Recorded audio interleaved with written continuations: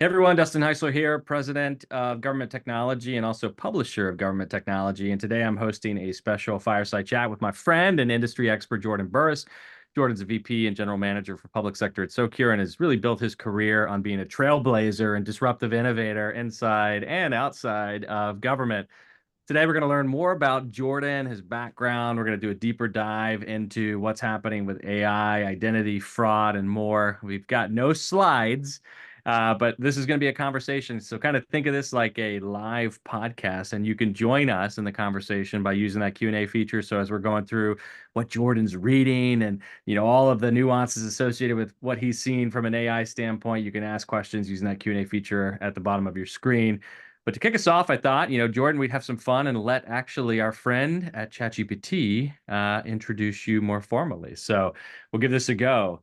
And this has not been rehearsed. So here we go. Introduce Jordan.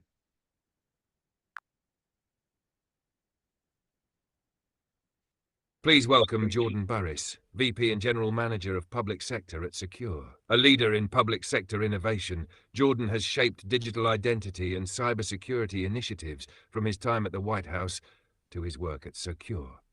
He's here to share his vision for a secure, inclusive digital future in government. All right, how'd that go? How'd that go, Jordan? I mean, first of all, I love the accent that you was placed on it, but also I'm going to need that introduction a little bit more as I talk about my background.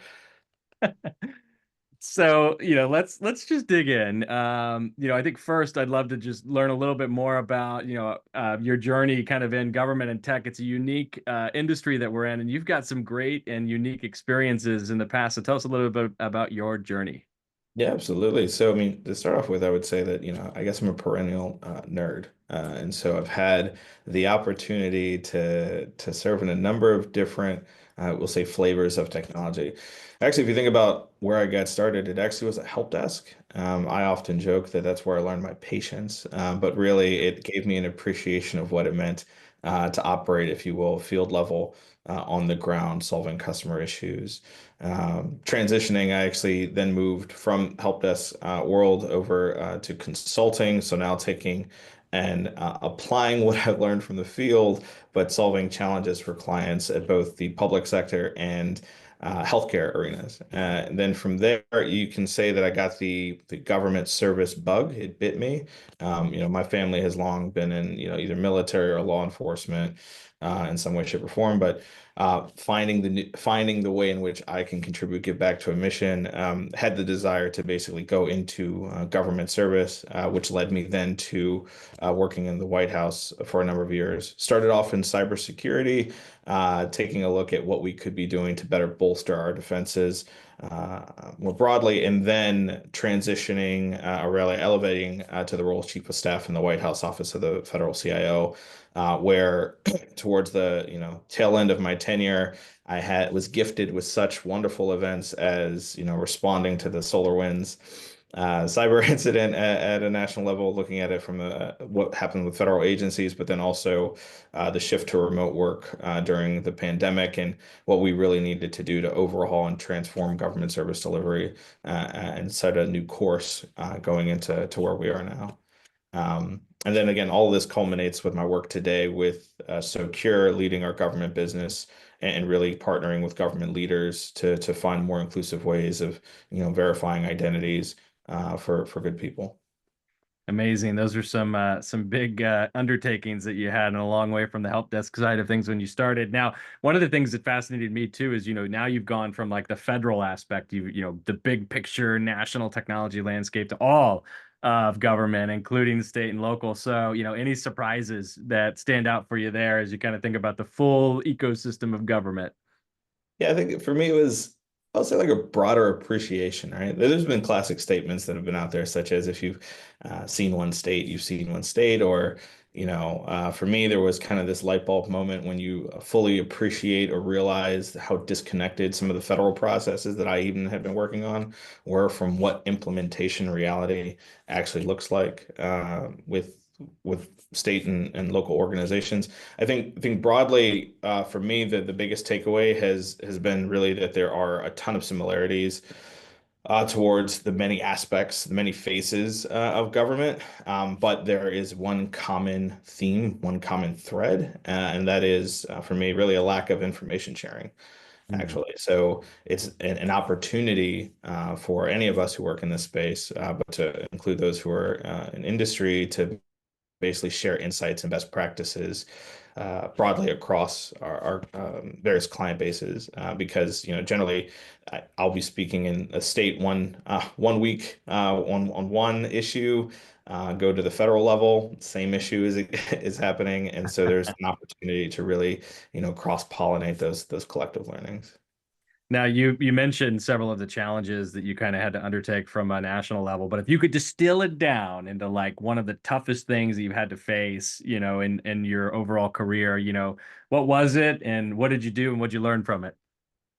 Yeah, so I'll talk about kind of two things that I had to shift over time for myself professionally. One was mindset, and the other was prioritization. Now, I guess to back it up towards mindset, I mentioned I help desk, learning patients, but then also doing work within cybersecurity. I guess you can say that I had this perspective very early on of, things are broken.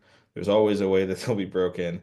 I think for me, it then became important, especially as we start to talk about digital transformation and how we innovate within public sector, to really to start with asking how something can be done and not if it could be done, right? And so for me, it was a challenge of kind of getting behind kind of a lot of the, I would say, naysaying that may happen all across the ecosystem of it's really hard to do something and instead moving towards a mindset and perspective that it can be done. Now it's about finding the nuances, the different levers that you can pull in order to do it. And then when it comes to prioritization, to dovetail into that, there is this reality that the things, the opportunities that are afforded within public sector to work on a whole host of issues, they're boundless, they're endless.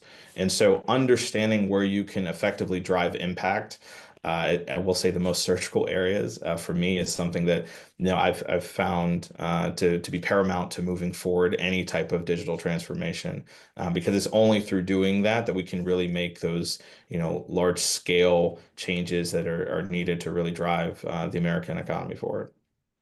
Yeah, I love that. And as you think about kind of the influences on your career, in addition to like the challenges that you had to overcome that you just talked about, what or who, maybe has had the greatest influence on your, career and leadership style? Any mentors that are stand out for you?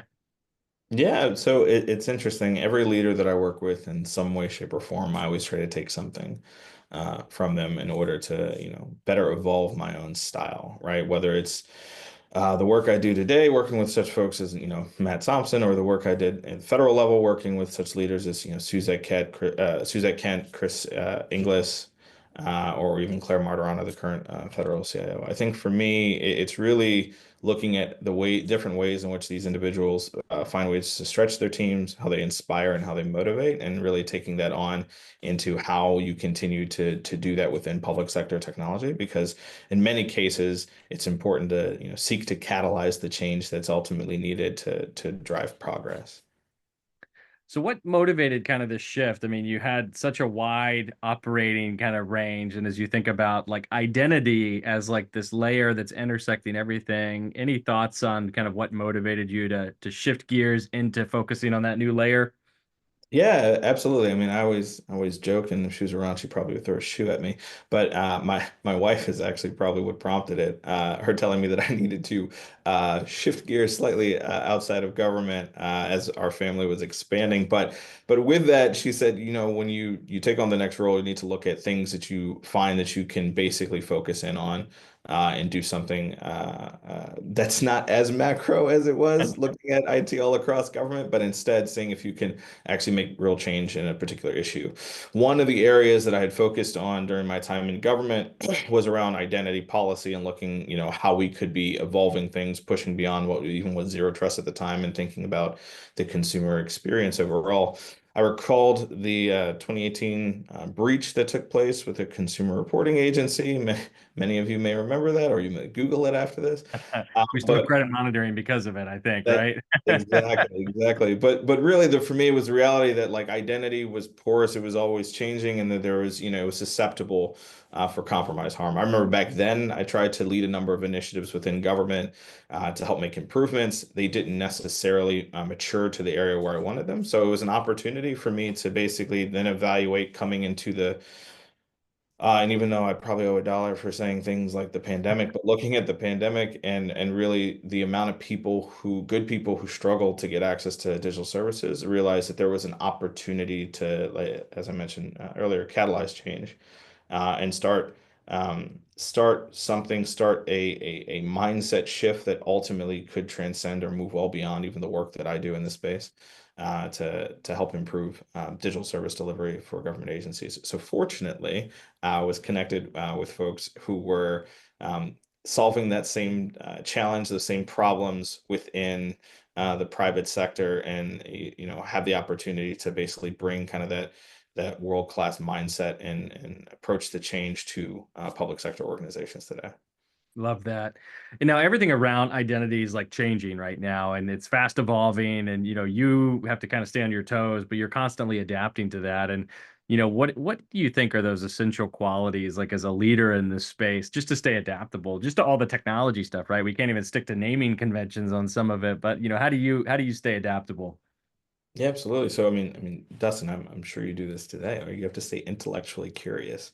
There you And go. what is evolving, what is happening. That means reading up on the latest and greatest in tech, but also thinking of different ways in which it can be applied. A couple of other areas that I've sought to apply throughout my career and understanding, it's really giving the opportunity to fail fast, but I say I can't put the caveat on it with grace. Because the reality is that no one likes to fail. You have to give yourself permission in some cases to fail, but from that, take the learnings that are necessary to make improvements for the long run. And then generally incremental thinking, right?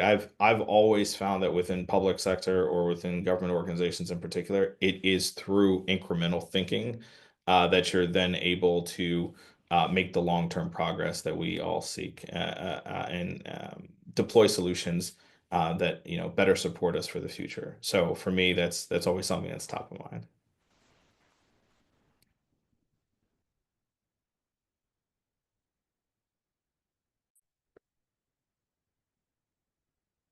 I think we invoked some type of internet connectivity frustration god there. So here we are. So, That- I want to ask the book question too. As a leader in our market, we're constantly, reading, and as you were just saying, being intellectually curious and kind of, looking at all of that.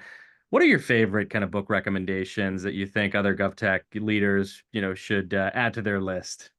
yeah, absolutely. So I often think about I tend to read books outside of the domain in which I work because it gives me kind of more well-rounded thinking. But specifically as it relates to tech, some of the recent ones that I've read and more importantly have helped, continue to further the way I think is the future is faster than you think. So this one really talks about how technologies are converging and more importantly how they're disrupting what would be normal business processes. One of the authors, Peter Diamandis, actually has talked back in 2020 about how AI was going to revolutionize how everything we were doing, the business processes and things we were doing, macro. If you think about that, quantum computing or just really computational science, these are all opportunities for us to continue to advance here. And so embracing that change and finding ways to incorporate it in what we do. A couple of other ones that I, look at, Recoding America by Jen Palka. We did have overlapping time frames within government to that extent, but then also her experiences with really disrupting kind of the status quo within certain government organizations, I think is always something to take away for government leaders. And then actually something one of my business partners gave to me recently, Right Thing Right Now. And really it's more about orienting, well beyond tech, it's more about orienting mindset towards kind of fulfilling a purpose as it relates to the work that we do. And any of us who work in technology, our purpose is to help better enable the mission. And so that's something that always stands out to me. You've got a great list because I've read all three and love all three. So good there. What about podcasts? Did you think about, kind of like what we're doing right now, any places or any kind of standout podcasts that are on your radar? Yeah, I'll give a shout out actually to one of my so one of my former colleagues. He actually leads a podcast called the Government Huddle Podcast.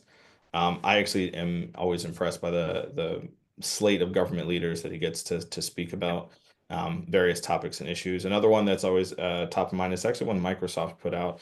It was like Government Future Forum, and they may have rebranded it a couple of times. But the idea here is that it's one of the ones where they would effectively bring in other countries and leaders from other countries to speak to what they're doing in digital transformation. And so for someone who's operated at a national level, it's also important to see what are similarities between how other governments are operating and whether there's things that we can bring back into the conversation within the US. Love it. All right, well, let's dig into some of the identity stuff now. We promised that we'd kind of get into the tech, but I wanted to make sure we set the stage with a little bit of Jordan 101 as we talk about your background. So, as I go around the country and talk to government agencies, many are saying kind of identity is going to be that next killer app to government tech. And, it seems like we've been saying that for a long time, but what's kind of driving this view? What do you think needs to happen in order for us to fully realize that? Let's start with that. Yeah, so you're right. A number of us have been saying it for a long period of time. I remember back when I was in federal government, one of the policies I had worked on to basically reframe identity as like kind of core for everything, talked about it being key to mission enablement at the end of the day. I think what we've discovered is just how critical it is because identity is synonymous with trust ultimately, right? And so for this to be fully realized, I think really there has to be kind of maturity and conversation about all the areas in which identity comes into play in all aspects of our lives. And then how are we basically taking steps to better protect, safeguard, and then make sure that we're using it in the way it intended without creating undue friction or burden for people and being able to assert it ultimately. So as you think about, kind of what Socure is doing in the market, what's the value proposition there? Like, how do you intersect this identity layer of government? Yeah, so look, I go down to kind of the core foundation of why, Socure was founded as a company back in 2012. And really it's just the premise of everyone should be able to prove who they are online.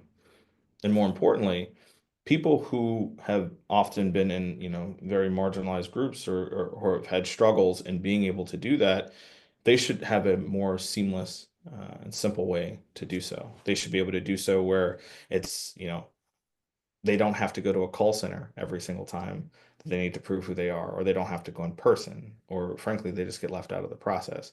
I think it's with that understanding that Socure seeks to effectively create what is the nucleus of understanding on someone's digital identity footprint so they can better assert their identity when they're not able to engage in person. And then you can bring parts of the population who otherwise were left out, whether they be folks who were, under unbanked or folks who are newer to the country, finding ways to bring them into the digital economy, saying yes to them. I think that's really what's the core of it. And then the technologies that we deploy help us do that at scale while simultaneously stopping kind of bad actors on the other side of it who are seeking to disrupt all of that daily. Yeah, and now you've got AI compounding those bad actors, so it's kind of, human and bot driven. That's Now, right. what are you seeing agencies do with identity and kind of verification, and why is that not enough today? I mean, there's a question here in the chat too around, even social security numbers, given that many of them are now exposed on the dark web and the risk of identity theft is increasing. What should federal agencies do to overhaul the system or introduce new measures to make them harder to exploit? I think this kind of intersects like the whole notion of identity verification and kind of how agencies are approaching that. So break it down for us. Yeah, so the first step in changing anything is recognizing there is a challenge or there's a problem to be solved. I think that's really the first area that I look at with any agencies today. There are a number of them, and they'll of course remain nameless, but they're still very early, I'll say, in their journey to understanding that there are opportunities to make improvements in this space. I'll say there's other organizations that are leading the charge and leading from the front. For me, it's an understanding that identity cannot be thought of in kind of the legacy way we've done it historically.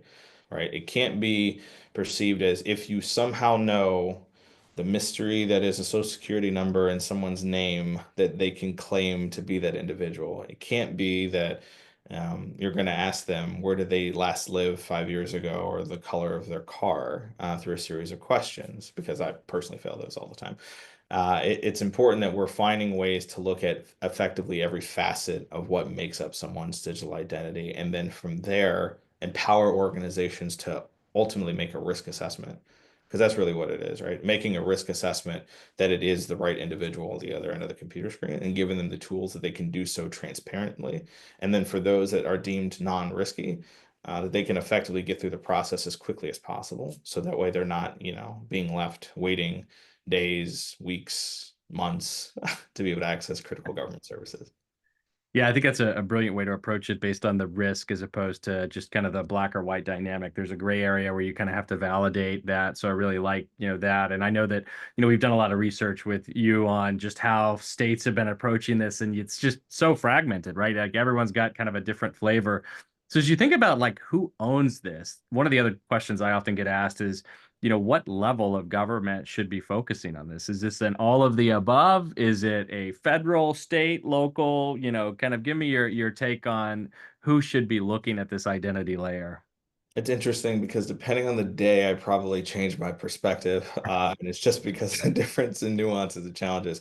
Here's what I'll say. I'll say that generally, there's the opportunity. So I always say when it comes to identity, government must lead and industry must support them as part of that journey. I also say that what I have found to be one of the most effective things when it comes to managing these types of programs at scale is to strive towards or strive for centralization in some way, shape, or form. Now, does that mean go build a monolithic solution that doesn't take into account the nuances of agency missions or really what will be the federated nature of many of our state agencies or even at the federal level? No, that's not what I'm saying. What I am saying is that there's ways in which you can drive centralization, whether it be through standards, whether it be through common measures and metrics that you're using, whether it be similarities in platforms that are being designed or architectures. These are all ways in which we can try to drive uniformity, because it's through uniformity that we're then able to effectively scale collective learnings, much to the earlier point I raised of like the knowledge exchange is not where it needs to be on a number of topics. You can do that now to share what would be understanding of fraud, understanding of identity, understanding of cyber threats and challenges. And I harken back to when we did this with cybersecurity, right? For the longest period of time, cybersecurity information exchange was very fragmented. There wasn't a central hub in order to collect and understand what was happening from a nuance standpoint. There was a lot of work done through the Cybersecurity Infrastructure and Security Agency, or CISA, so affectionately, Mhm. one of the lovely long acronyms, but a lot of work that's been done through them in order to get everyone to a common taxonomy, a common way of speaking. I view that when it comes to, identity or being able to focus on these types of issues, the same thing, the same practice has to happen if we're actually going to be able to solve this all across the country. Yeah, I love that. Now, one of the things that's been interesting kind of in our conversations has been around where AI is intersecting this too, because AI is a shiny object. It didn't just introduce you, but also kind of has a layer of impact on how we deal with verification, how we process this, and kind of deal with this at a larger scale. So tell me a little bit about how you see that intersection happening. What is Socure doing with AI and identity? Yeah, absolutely. So we realized very early on, and I say very early on because even though we're all talking about AI now because it's become more focused for consumers and the public, Mhm. Socure was using it well back in, 2014, 2015 timeframe. So very, very early on, our founder and our chief product officer had the premise, the thought, the thinking that we effectively needed to use machine learning at scale, right, which is a variation of AI in order to better solve common patterns, common problems, challenges across a whole swath of customers that we serve today. Effectively, we've built a platform that then use these, predictive signals, if you will, to help inform our customers or clients of what is actually happening at the root level when it comes to an identity asserting itself, right? Whether or not it's showing a pattern that would be more indicative of someone committing identity theft, or whether it's someone who's completely fabricated an identity. When you Mhm. take that out and extract a little bit, how is the device acting, right? Is it device acting like within bounds of a normal user and how they would actually be engaging with their phone or their device? Or even more importantly, when you then abstract and you start to look at things like biometrics or the documents that they're using, are they tampered with? Are they forged? Are they fabricated, right? These are all things that to the human eye, it may be harder to discern, especially if you're looking through logs and patterns, but you can use effectively machine learning or AI at scale in order to better help solve some of these challenges and really make it more accessible for people to learn from what is happening with an identity as it's being asserted online. And as you see kind of the advancements that are happening with AI, I mean, what do you think the next big opportunity is here? I mean, how are you looking at, where AI may go for identity in the future outside of just like some of the machine learning stuff that we were talking about just now? I mean, well, look, we'll go back to the very opening when you had ChatGPT make the introduction. The reality is that the more that we continue to evolve in the space or evolve with technology, the reality is that it's going to become harder to discern who a good person is from one that is basically completely fabricated or made up through AI, or it's asserting an identity that it doesn't actually possess. And this could mean that its actions are very similar to that of a real individual, and or that it's presenting things. It's able to have an image where it's pretending to be Jordan at the end of the day, or even using my voice, my tone as part of speech. I think these are all things that are a possible future. And the reality is that AI is going to be our number one tool in order to combat this on the other end of the spectrum. For anyone who is working in identity today, if they're not embracing these types of tools, these types of technologies as part of the work that they're doing, then effectively they're missing a big opportunity, and they're falling behind kind of a broader curve, or falling behind where the ecosystem is headed. And so I think it's going to be paramount to us being able to move forward and understanding really and establish that linkage of trust for people. But then the benefit to it is that we're also going to find ways to better explain what is happening for those who would be engaging, such that not everyone has to be a data scientist at the end of the day. We can make sure that all the information that's being provided is easily digestible for those in the business or on the front lines, and ultimately helping to improve customer experience overall. Both these realities are possible. And I think the technology is just going to be the underpinning to help us get there. Yeah, I love that. Now outside of like the experience dynamics with, AI and kind of what identity is doing and identity verification, there's this fraud thing that is also a very like relevant and impactful aspect of what agencies are having to deal with at all levels. So tell me a little bit about where identity and identity verification intersect this fraud conversation. Yeah, so I mean, quite honestly, they're two sides of the same coin. So, and you really, when you talk about identity, establishing trust or verifying identity, you can't really talk about it, or you guess you could, but it's not really a credible conversation if you can't talk about it at the same time you're talking about fraud, because effectively you have two different sides of the same problem. Someone is trying to enter an organization, you have to discern whether or not they are a good person who is trying to assert who they are, or if it is someone who has stolen their identity or is completely fake, fabricated, etc. And so when it comes to fraud, what we're seeing really as it has continued to, we'll say, mature in this space, or the tools are becoming more accessible or less costly for adversaries in order to effectuate. The reality is that it's uh, the cost of committing some of these incidents, or committing some of these fraud incidents or fraud attacks, is scaling down significantly. And so it's becoming another, they're leveraging various tooling in order to better perpetuate it today within government services.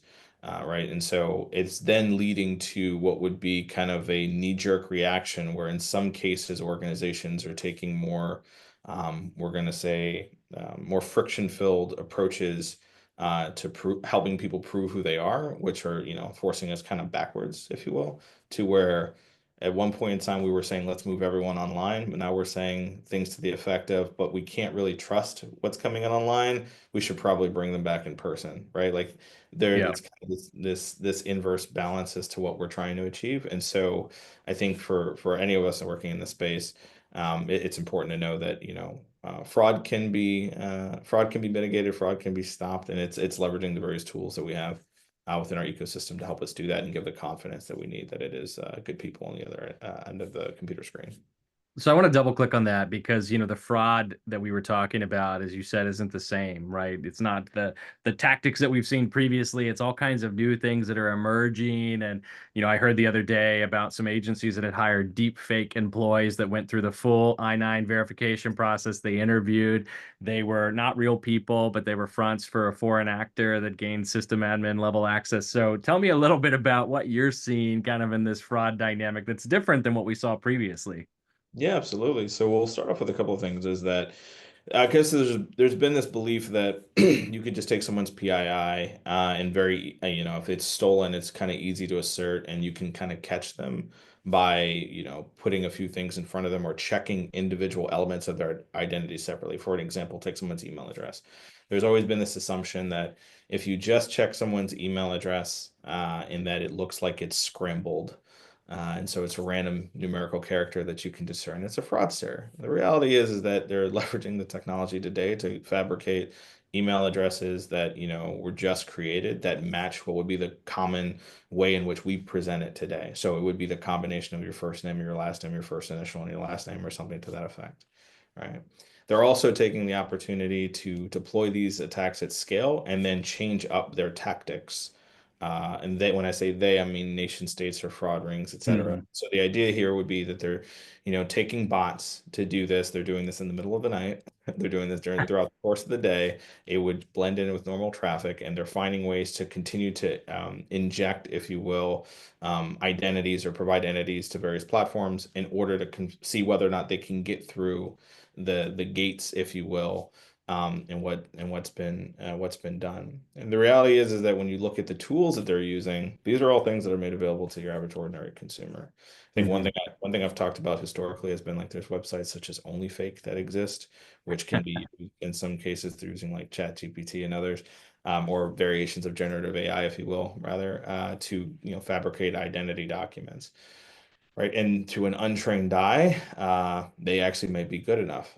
Now, don't get me wrong, there are plenty that are not great today, but look at where we are today versus where we'll be over a year from now, right? The technology is continuing to get better and iterate, and as a result, you're going to find new advancements. You can even look at some of the new releases that Adobe did very recent within the the last week related to Photoshop, and how there's ways now, I think within video, they can extend a video clip beyond where you stopped it, and AI effectively generates the last, bit of it. Imagine what happens now as you're engaging with me in a conversation, right? Could you have someone effectively add on to a speech that I may have started, but then actually carry on, and it seems like it was, part of a real conversation we were having. These are all kind of realities that we're walking into today. And the reality is that, fraudsters are continuing to evolve how they perpetuate to be real people. I'll have to see if I can create a deep fake of you and continue this webinar on Oh, absolutely. we'll go for that. Now, I know AI is fueling some of this. Is there anything else that's kind of fueling and really, I mean, it seems like everything exponentially is getting more complicated, getting harder to fight. Like what is behind that? Any thoughts on that? Yeah, and so there's also this other, I'm going to say, place of understanding kind of the maturity that exists today within identity. So for long, we've looked at an account that someone would create and say that if they had possession of the account, that it was the right person. We didn't really do much in terms of what I'm going to call re-verification or continuous verification and understanding the life cycle associated with it. And what do I mean by this is that if you get logged into your Twitter, your Facebook, or whatever social media account you use, if you use it, there's a belief that, once you created it once and you confirmed it was you, that it's always you. That's not the case anymore, right? And so one of the issues, challenges, the things that are fueling this is some cases that kind of this feigned belief that identity is static, that the accounts we've used are somehow static and that they're not prone to being intercepted. The reality is throughout the entire life cycle, there's an opportunity for someone who with malicious intent to Mhm. intercept what is our identity, and we kind of have to provide vigilance or be vigilant and really focusing and honing in on what nuances there are, right? I've talked with organizations today that they've said they've had the same accounts within their ecosystem, or they've had providers who've given them, tons of access to tons of accounts. And I've asked the question of, when's the last time you checked to see whether those accounts were still the right people or that they were potentially fraudulent? When we have that conversation and we really dig into it, we realize that there is a great number of these things that are fraudulent today. And it's because at some point in time, it may have been the real person, but they've lost control, possession of it. And then as consumers, if we're not able to do something easily, we typically move on. We stop caring about it. That doesn't mean that the problem goes away, right? And so it's really an understanding, how this continues to evolve over time is important, and really getting us off this perspective that you can do it once and only once. You actually have to do it more continuously now at this point. Yeah, continuous process. So tell me a little bit about, where is the easy button? So how do you actually combat that? We've got an exponential fraud landscape. We've got all kinds of changes to technology. You have identity being verified and kind of decentralized and fragmented. So like, where's my easy button that I can reach for and press? So for me, it's about, how do you orchestrate, or how do you put together identity in a way that it's more seamless to an individual and that it can be effectively evaluated as they're going about their process. It shouldn't be that they, when you're going to engage with any type of service, a digital service, for an example, that you're immediately met with a brick wall. And then you're told, jump through a bunch of hoops for this brick wall, and then only through that can you get past it. Only then in the future to be presented with that same brick wall again. What you should be able to do is actually natively, through any engagement that we're doing online, be able to get the information, intelligence, the signals associated with an identity to help make a more risk-informed decision, and then give people, if you will, friction purposefully when the risk associated with their identity is too great. Now, what do I mean by that? It means that if you're going into a government website today, maybe they're asking me to fill out an application because I'm applying for some type of benefit, right? Maybe I'm applying for unemployment insurance. Perhaps I'm, filling out very basics, my email account, my first name, my last name, date of birth, so on and so forth. It's only when I'm presented with enough risk, perhaps I'm using the same device I've always used, perhaps it's an email address that's always been associated with me, right? These are all signals that can be provided to help make an informed decision by the agency that is the right person, so they don't have to jump through the hoop. But if something drastically changed, such as my IP address is coming from Russia, for an example, maybe I wanted a vacation in Russia. Don't know why, but perhaps I did. If that was the case, then and only then do I then apply the purposeful friction, which would be asking someone to provide such information as their government ID and passport, or some type of state issued ID, for an example, right? Or having them continue to evaluate other factors of their identity, such as the phone number that they're using, and whether or not they can receive a one-time passcode associated with it, right? These are all things that you can do methodically in order to help determine who someone is, but you integrate it as part of the normal experience, such that it isn't this kind of this one-off process that individuals are having to engage in. I love the purposeful friction dynamic. I think that's such a great way to look at it. And that's one that I think we're just gonna have to like print on mugs for our audience too. So so love that dynamic. Now, as you look at like how to actually implement this, like what does that look like in practicality? So like if I'm wanting to move the needle on identity verification, how seamless is that kind of implementation process? Yeah, so what it should look like versus what I've seen historically. So what it should look like, it should be something that you can actually implement quickly, and it can operate behind the scenes. And what do I mean by that? It means that you can effectively take your existing user experience, the web portal that you're using, you can embed natively a number of tools that can engage in this space as part of that existing workflow, that existing experience, to collect all this information and help determine risk behind the scenes. So you actually don't change much to what the end user is seeing. How I've seen it implemented, however, it's been kind of this one-off process. In particular, when I speak with government leaders, the first thing I tell them is like, start incrementally, and I think it goes back to what we were talking about earlier, is to make incremental progress.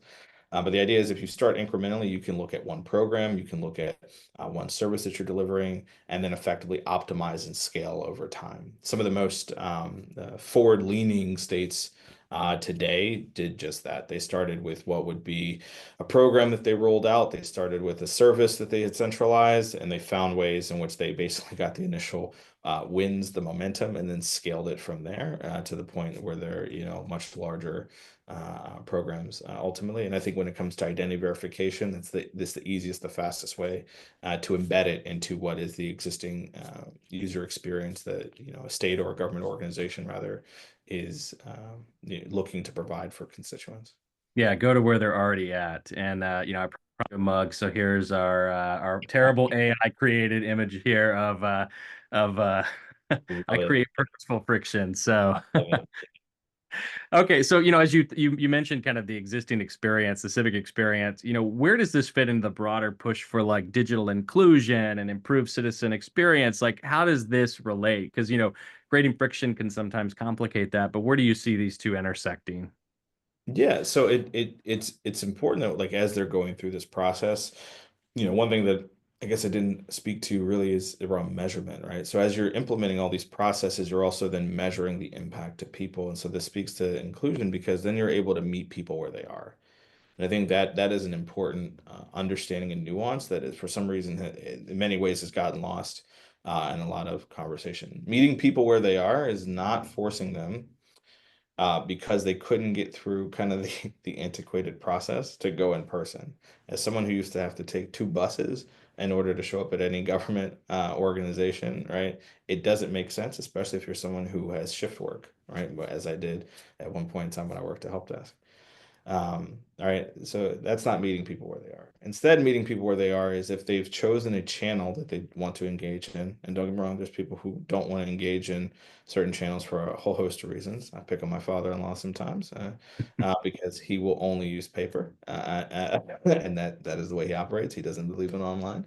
But the idea here is that if you've chosen a channel, if you've chosen online, then finding ways to bring those people into the process and do so in a way that meets them where they are, that's the important piece. And then measuring to understand the reasons why they could not, right? Like where did they drop off? Where were they given a friction where they otherwise didn't need to have it, right? That's the way in which you solve for it. So you're not then subjecting them to these challenges going forward.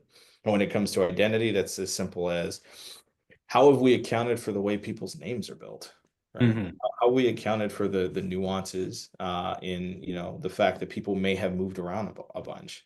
That doesn't mean that they're not the right people. That just means that there's a different problem you have to solve for.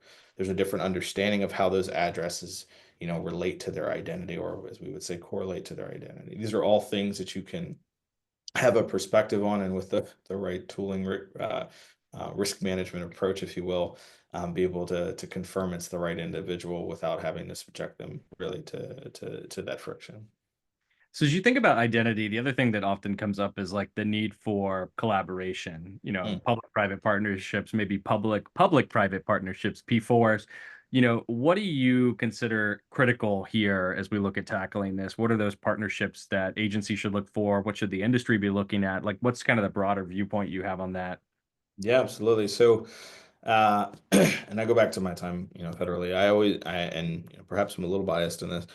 Well, actually, no, I'm a little biased in this. I always believe that government organizations kind of have to be the ones to set the tone, set the tenor of what that collaboration is going to look like, right? And it's an understanding that it is okay to open the door and effectively share the problem set that you're working on with will be those in private sectors or even in academia, et cetera, right? But they effectively government has to lead. And then when others are invited into that space in order to participate, it's then important to look at the fact that it's about solving problems on behalf of mission delivery and not necessarily looking at just the products that are out there. And so for me, the right mixture of what it is to drive that collaboration is understanding that there is perhaps a standard, a viewpoint, a vision of where an agency wants to go. There are experiences and best practice that those in academia or industry have that they can bring to bear. And there should be effectively a forum or an opportunity created where these groups can come together and have that knowledge exchange and then do so that it's not a one-time event, but it's something that is continual. It's something that is ongoing. If we did this right, it would also then evolve to beyond just a meeting of the minds, but then something that's real time, Mhm. right? Within my space, what we do today is we actually share fraud signals with our client base, so that way they can all collectively learn from each other, and we help facilitate a lot of that. I would love to see the government effectively replicate something very similar, such that you can, just like in cybersecurity where you're sharing threats, you can now share understanding of what patterns look like for malicious actors as it relates to fraud, right? What does it look like, or common challenges that happen with identity, and how do we share that broadly? Now, I will applaud organizations that have taken strides to be able to share this. There are a number that are out there, to include like the Beck Center out of Georgetown, who have taken the role of sharing some of this information out externally, even platforms such as this one, where you've had the opportunity to have engaging dialogue across a number of leaders. I think these are all key pieces of it, and something that I would want to continue to evolve and expand over time to continue the information sharing. Definitely so much potential there for collaboration. Now, kind of putting your futurist cap on, it's so hard to predict even like next month, but like looking out 3 to 5 years, where do you see identity evolving in the public sector domain? And this also kind of intersects with an audience question here around, other external projects like what Sam Altman's doing with what used to be called WorldCoin, now World. How do you see kind of the identity landscape evolving from that standpoint? Yeah, I guess I'll get a little bit out ahead of my skis. So I actually spent a lot of time thinking about how identity could evolve as we kind of move forward. I think for me, there's two different paths that we can. Probably there's more than that, more gray, but I'll give like two kind of stark different realities as to what we could see. In one reality, it would be effectively a lost in trust from digital engagement entirely, Mhm. and so identity would effectively evolve to something where if online, just like you always would think that it could be anyone online in a chat room way back when we were doing AOL or et cetera, right?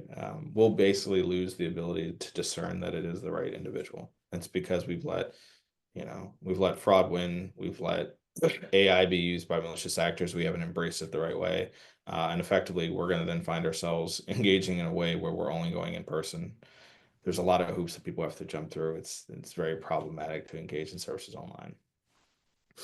The alternative, the one I want to strive for, is one where effectively the question that you have to ask of someone, and again, it becomes a little interesting how it gets implemented, but even the process of registering and enrolling for a service is something that then fades away, right? And so it effectively, we could then leverage technology in a way that identity becomes foundational to everything that we do. And therefore, when you're then showing up on your favorite website, it doesn't have to ask who you are. It doesn't have to ask you to sign in. It doesn't have to ask you to enroll in a process, right? It's something that is natively asserted. And it's because of what would be historical patterns and how you've used your device. It's because there probably was this larger process that took place earlier on in your digital journey, especially as we're looking for the evolution of such things as MDLs and where we can be, right?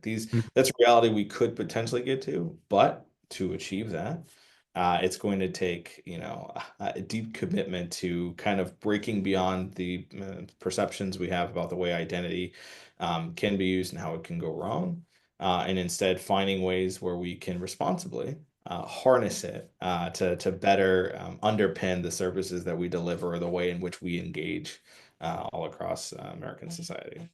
Yeah, I love that. I opt for that vision. So I'll take that. Now, as you look at like what's going on with AI and digital transformation, and agencies are moving on this, right? Like a lot of our audience today, they're moving on trying to modernize their systems. How do you see that intersecting, that work towards forward motion, human-centered design, constituent-facing service delivery, intersecting the work that you're doing with agencies today? Yeah, so I would say that, yeah, to your point on government leaders moving forward, they are doing so in droves, right? And I think for me, it's been exciting to see, even for various areas such as chatbots being used as part of government websites today, and how you found those ways to automate that, or even in processes to better extract text out of Word documents, right? Finding ways to embrace and harness technology has been paramount. I think that when it comes to looking at identity and how that's been leveraged over time, or how it's being involved, I would say we're still pretty early in the maturity or modernization journey for it. And so there's tons of opportunity as I see it to continue to harness it for mission delivery going forward, right? But there are definitely government organizations that are leading the way who have, dumped both feet into understanding and trying to figure it out. I think that we can take, perspectives from what's being done in industry in some cases to help inform that thinking and then, elevate it and share it across the broader ecosystem.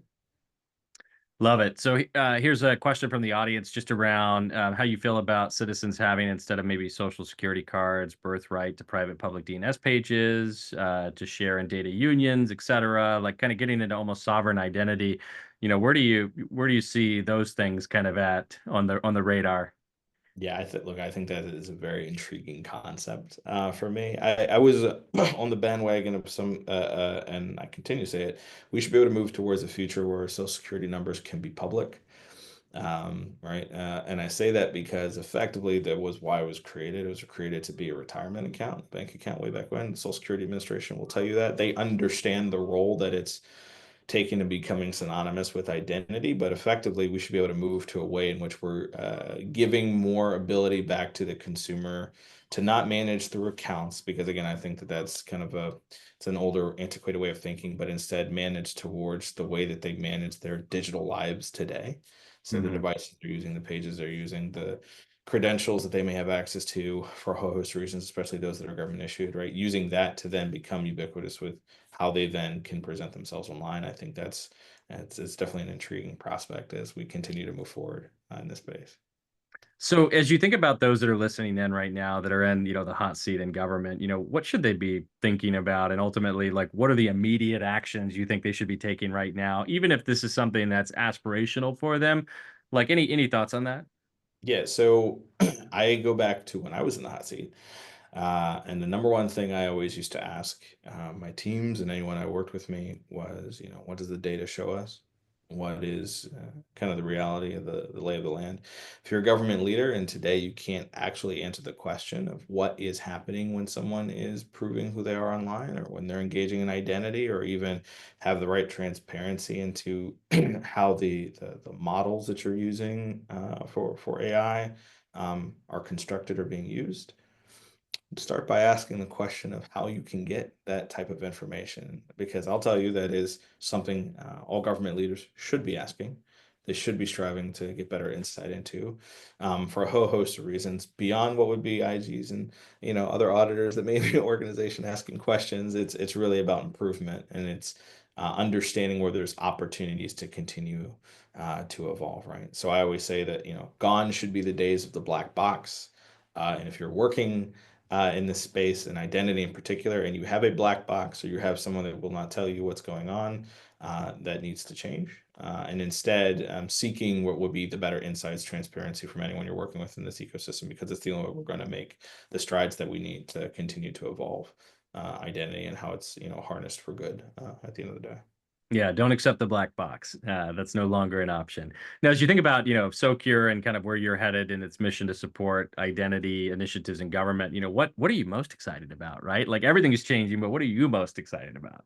Yeah, I'm most excited about finding different ways in which our approach to identity and fraud prevention can further service delivery, right? So that's the thing that I wake up day in and day out, and my team wakes up day in and day out thinking about is what are the different ways that we can deliver effectively a more simple, seamless, and secure experience for the American public. And so whether it is, in benefits as we see them today, if there's new programs that are getting stood up, it's in things such as transit. What are ways in which we continue to push the boundary of how identity can effectively become a secure trust element where we're enabling the mission to operate faster, and instead, removing what would be that, unpurposeful, the counter to purposeful, the unpurposeful friction that's, often been placed in front of good people, right? Like I think these are opportunities that we have, and for our government work today at Socure, we're excited about the opportunity to bring our entire slate of solutions to bear to help solve some of these challenges. Yeah, I love that. And as you think about, easiest question for our whole podcast kind of today is, where can people go to learn more, right? They want to plug into that. They need guidance. They need help. They want to connect with you. Where do they start? Yeah, so of course, start at socure.com, SOCURE. reshaping.com. That's where you'll get information about the company, generally what we're up to with throughout the ecosystem, a lot of case studies that we have through the work that we've done, and then of course, various members of our team always on LinkedIn and otherwise. So happy to connect to discuss more about what we're seeing. Well, love it, Jordan. Thanks so much for carving some time out. You got a lot of true fans in our Q&A section too that are saying hey and liking some of your statements here. So appreciate you carving some time out, fighting the world of fraud and modernizing identity verification to share your insights. And thanks to our audience for hanging out with us. We really appreciate your time. We hope this has been valuable for you. We will be sending out a recording of this. We'll make sure we throw Jordan's book and podcast recommendations in there too, so you can hear it direct from the man. And thanks for spending some time with us today. It's been fun. Jordan, we'll see you on our next one or somewhere in the air. Absolutely. Always great chatting with you, Dustin. All right. Take care, everyone. Have a great rest of your week.